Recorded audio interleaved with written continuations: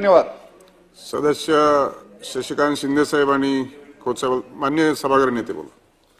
सभापती महोदय, अतिशय दुर्दैवी आणि गंभीर घटना आहे. मी स्वतः काल SP जालनाशी बोललो. पालकमंत्री महोदयांनी स्वतः त्याचं गांभीर्याने घेतलंय. स्वतः पालकमंत्री तिथे जाऊन त्या भेट देणार आहेत आणि मी SP बरोबर बोललो आणि ते व्हिडिओ बघितल्यानंतर अंगावर शारे येत आहेत. म्हणजे गरम ह्याच्यातलं भट्टी केली आहे आणि त्याच्यामध्ये सळया टाकून त्याला हे करतायत. आणि मग मी तिकडे घाटी हॉस्पिटलमध्ये तो ॲडमिट होता. त्याला मग तिथून काढून प्रायव्हेट हॉस्पिटलमध्ये ॲडमिट करायला लावला. आमचा जिल्हा प्रमुख आपला राजेंद्र जंजाळ त्याला मी तिथं पाठवला.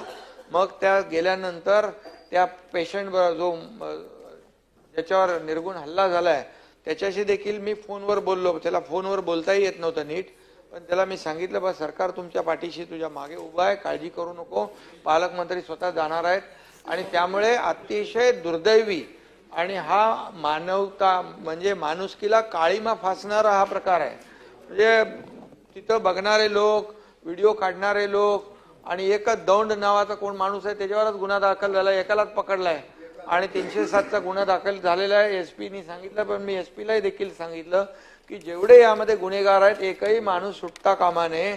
ज्यांची ज्यांची जबाबदारी आहे ते या केसमध्ये पूर्णपणे त्यांना अटक झाली पाहिजे.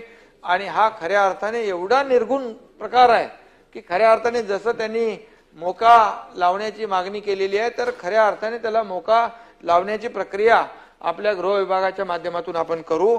आणि खऱ्या अर्थाने अशा प्रकारचे जे लोक आहेत हे म्हणजे यांना तात्काळ म्हणजे जागच्या जागी त्यांना, आता मी ते भाषा वापरत नाही, परंतु खऱ्या अर्थाने म्हणजे कठोर शिक्षा झाली पाहिजे. पुन्हा अशा प्रकारचं आणि व्हिडिओ व्हायरल केलाय,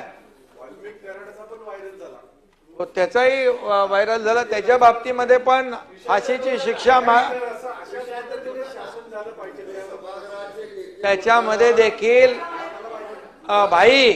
त्याच्यामध्ये देखील वाल्मिक कराडला फाशी झाली पाहिजे हीच मागणी आपली आहे. वाल्मिक कराडला फाशी झालीच पाहिजे ही देखील मागणी आपल्या सगळ्यांची आहे. त्यामुळे या प्रकरणामध्ये सभापती महोदय आपण गांभीर्याने घेऊन संबंधित विभागाला देखील आपण तशा प्रकारच्या सूचना द्या. मी देखील गृहमंत्री मुख्यमंत्री महोदयांशी बोलतो आणि याच्यावर अशा प्रकारच्या गुन्हेगाराला कुठेही पाठीशी घालता कामा नये. त्याला पूर्ण कठोर शिक्षा त्याच्यावर झाली पाहिजे आणि मोका देखील लागला पाहिजे. त्या संदर्भातली देखील कारवाई होईल. माझ्याकडे माहिती प्राप्त झालेली आहे, मी ती गृह विभागाकडे पाठवतो. आपले दोन्ही सदस्य शशिकांत शिंदे साहेब आणि सदाभाऊ खोत बोललेत. मान्य सभागृह नेत्यांनी देखील सांगितलेले अतिशय गंभीर असा प्रकार आहे. त्याबद्दल शासनाने कठोर कारवाई करण्याच्या संदर्भात उचित कारवाई करावी. सन्माननीय सदस्य अमित गोरखे, काय म्हणायचं आपल्याला? माननीय सभापती महोदय, विशेष उल्लेखाद्वारे मी एक विषय मांडतोय.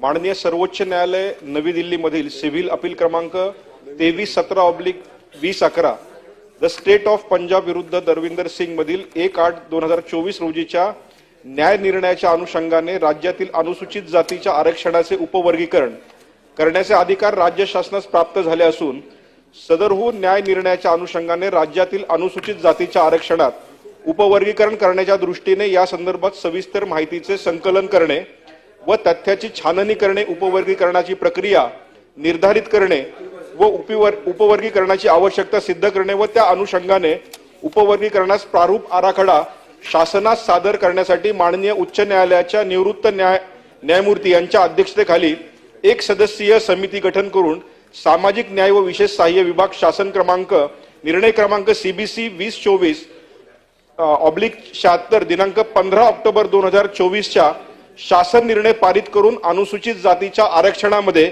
उपवर्गीकरणाचा प्रारूप आराखडा ठरवण्यासाठी माननीय न्यायमूर्ती श्री अनंत मनोहर बदर निवृत्त न्यायाधीशाच्या अध्यक्षतेखाली एक समिती स्थापन करण्यात आली होती. सदर समिती गठीत करून समितीने 3 महिन्याच्या आत अहवाल सादर करण्याचे आदेश शासनामार्फत पारित झाले होते. परंतु सदर समितीने 8 महिन्याची मुदतवाढ मागितली असल्याने माहिती नामांकित वृत्तपत्रातील बातमी वाचून समजले। तसेच समाजातील अनेक संघटनांनी निवेदन देऊन समितीच्या कामकाजाविषयी विचारणा केलेली आहे। माझी आपणास विनंती आहे की समिती दिलेल्या मुद्द्यांच्या अनुषंगाने अभ्यास करून तात्काळ शिफारशीसह प्रारूप आराखडा सादर करण्यासाठी तात्काळ मुदतवाढ देऊन लवकरात लवकर अनुसूचित जातीच्या आरक्षणाचे उपवर्गीकरण करण्यात यावे म्हणून विशेष उल्लेखाद्वारे शासनात मी ही विनंती करीत आहे। लक्षवेधी क्रमांक 1 विक्रांत